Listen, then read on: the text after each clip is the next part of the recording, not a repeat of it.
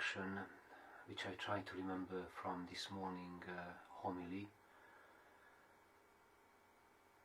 While coming to church this morning, during waking up, somehow the thought came to me while, unfortunately, my bad habit is that I start the day by listening to the news, which is a very bad habit.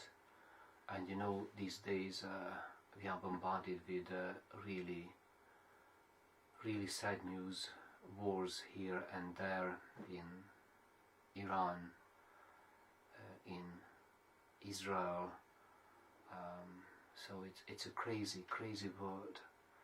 And the thought started to emerge that we live in an echo chamber of news. There's hardly any way out of it. Sadly, it seems that there's no way out of the spiral of violence and aggression. There's nothing new. There's nothing which could renew the situation. We just keep repeating our old lifestyles, and politicians just have their reactions, and it seems that as if they are, or all of us are copying a pattern. Actually, we are copying just ourselves.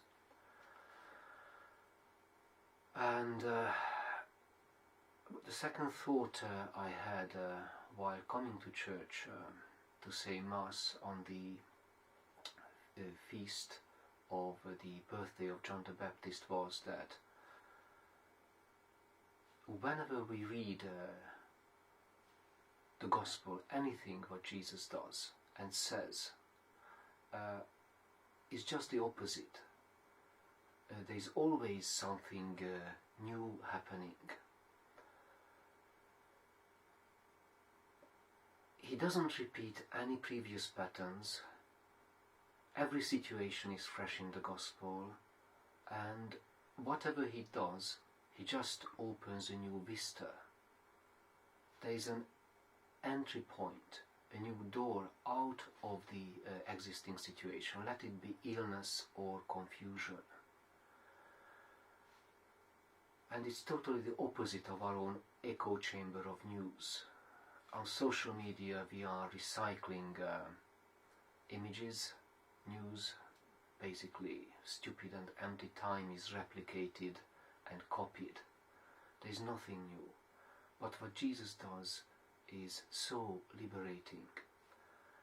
And in the first reading of the Vigil Mass, which accidentally I happened to say instead of the day of the Mass, but I'm very grateful, because in Jeremiah, in chapter 1, from verse 44 to 10, we read, "The word of the Lord was addressed to me, saying, Before I formed you in the womb, I knew you. Before you came to birth, I consecrated you. I have appointed you as a prophet to the nations." So this is the God who chooses John the Baptist as a totally new beginning, who heralds the good news that everything is started, can be started afresh with God's help. And his mission, and actually the whole of the work of the Messiah, is about this totally new life. When our experience is that God is always a step ahead our world. He is beyond our entrapment.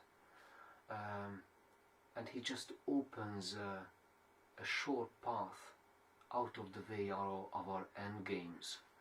Just to refer to Samuel Beckett's plays, when we are entrapped among the rubbles of our own woundedness.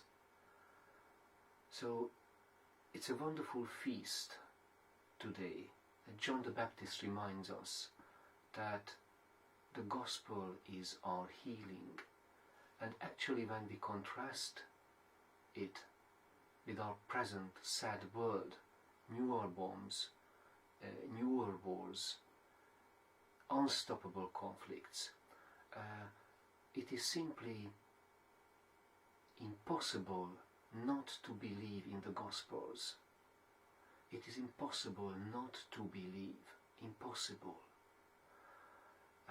Because what Jesus does is just so uniquely different, and he unmasks all the handicaps and limitations of our present life. May the good Lord just bring us to this awakening.